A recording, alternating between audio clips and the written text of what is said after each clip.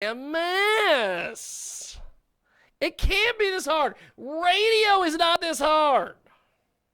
It's not this hard. Sunday radio broadcast. It is Jiggy Jag. We're going to try this again. Because, dude, you got to pick up the phone.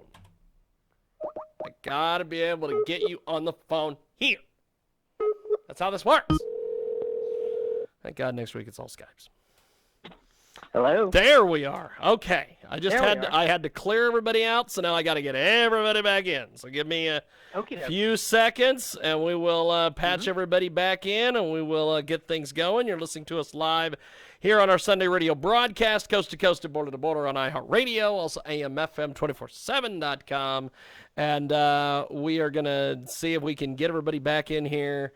And technology is against us today, but maybe, okay, it looks like Jay and it looks like John are back. Okay, so we've got our guest, Terrence Hawkins. Now, Terrence, tell us a little bit about yourself. How do we find you online, social media? How do we track you down, brother?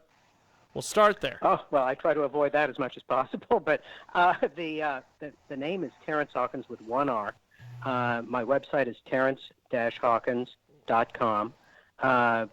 My books can be found at bookshop.org and Amazon. My latest book, which just came out May 1st, is called Turing's Graveyard. It's a collection of short stories, and the previous books were American Neolithic and The Rage of Achilles.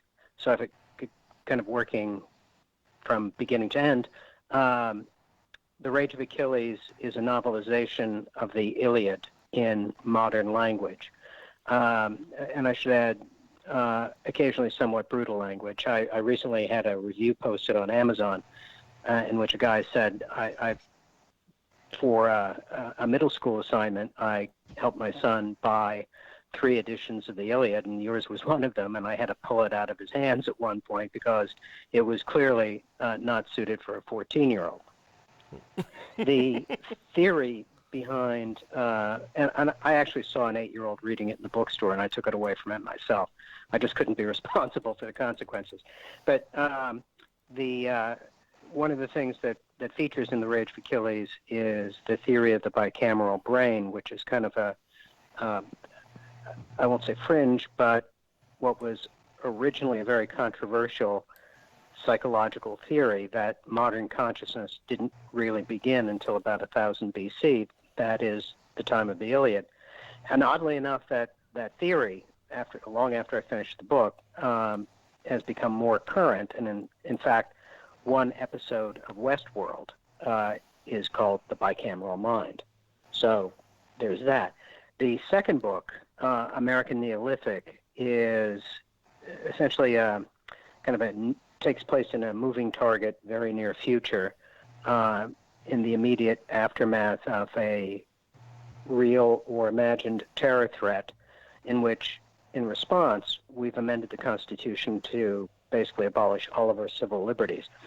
The Homeland Police, who are sometimes known as the Men in Black because of their uniforms, have exclusive jurisdiction over anything involving national security, and they, of course, think everything involves national security. The story is told from the point of view of a survivor, a member of the last surviving band of Neanderthals.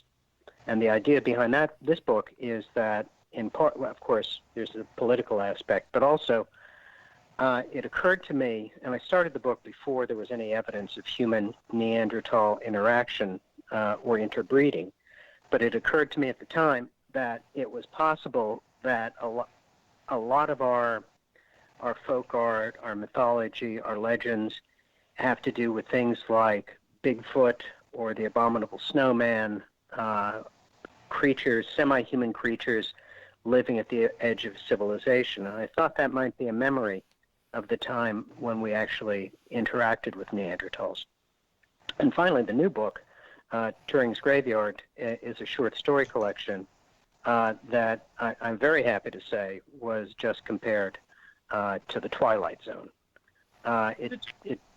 I'm very, very happy about that.